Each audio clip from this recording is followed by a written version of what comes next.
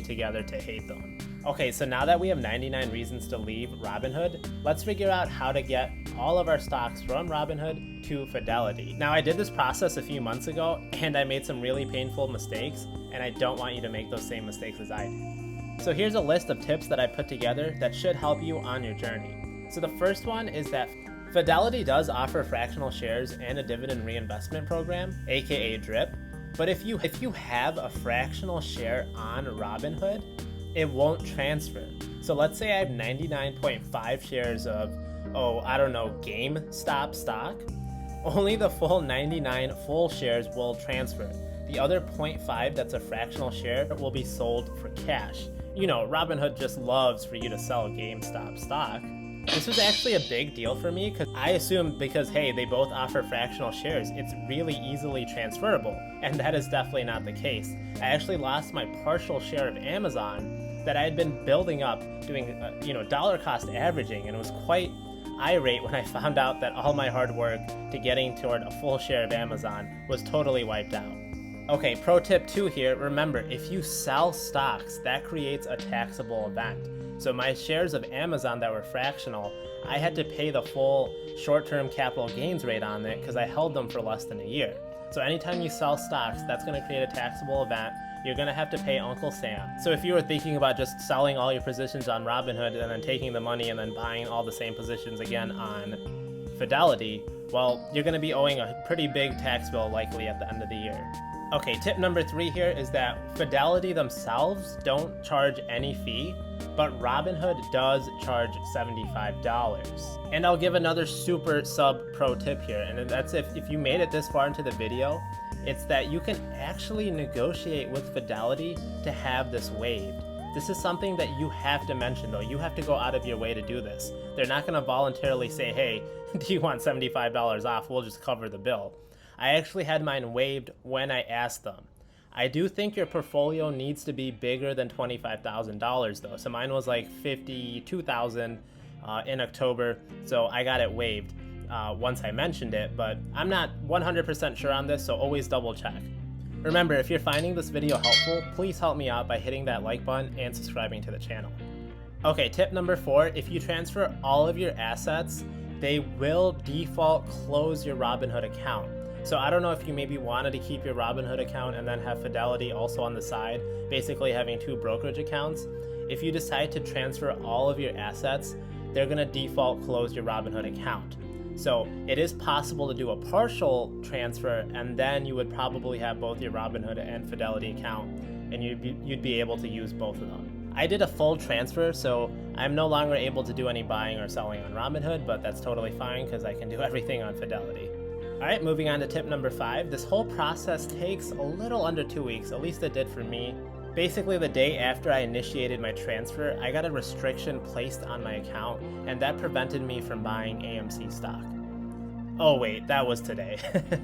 They will put a restriction on your account, preventing you from buying and selling any particular stock. So that happened to me the day after I made the transfer.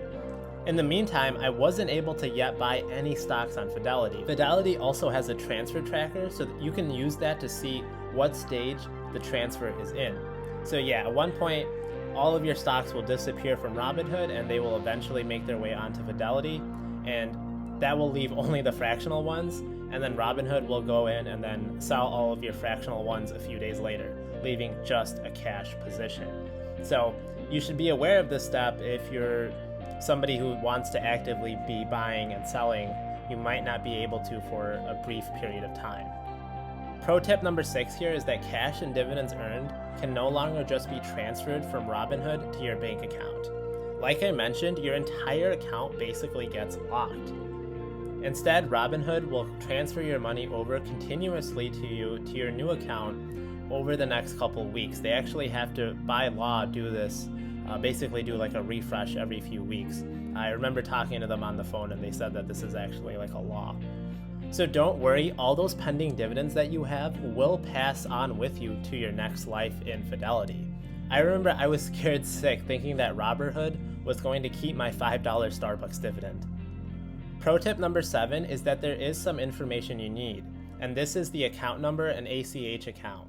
This is easily found in the Robinhood documents page. Just open up any one of their statement PDFs and it's right there on the top right. Have this sheet handy with you because they will ask for it.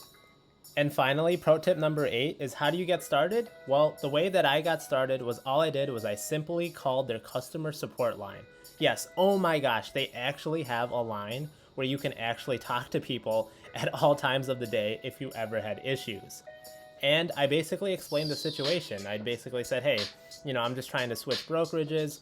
And they walked me through the entire process. I think if you did this manually, you would have to fill out some form and send it in through the mail. And I've never sent a piece of mail in my entire life, and I was not about to start now. The customer service that they have, they're very friendly, and they never act like you are a bother. It never felt like you were, like a piece of cattle. It never felt like you were rushed on the phone or anything. They really stopped to make you feel special. I called them a couple times throughout my first week just because some of the interface is different and I wanted, answers to questions I had, and they were definitely always available. Never really had a very long wait time, and they answered all the questions I had in a very respectful manner, and nothing but praise with their customer support. So when I was on the phone with them that very first time, they actually filled out all the forms for me. I just had to put in my basic info. I didn't even have a Fidelity account registered before I called them. So we basically made one together, and I gave them my Robinhood info, and it only took a few minutes. It was a really easy process. It was actually something I did while I was at work. So that should give you a good gauge of how little time this actually really takes. It was a very easy process. Definitely not anything to feel intimidated about. Okay guys, so I think I covered everything. If you have any questions, just let me know in the comments below and I'll try to answer it. Again, I was trying to recall all this from memory as it did happen a few months ago. I would say call Fidelity if you have any questions, and just to confirm the information I said in case it changed in the past couple months. I would say call Robinhood, but that's not really possible. And they probably have their hands tied up with, lawyers. Remember, this is not financial advice, but if you found this helpful, please like the video and subscribe, and I will buy, stash, collect cash you later.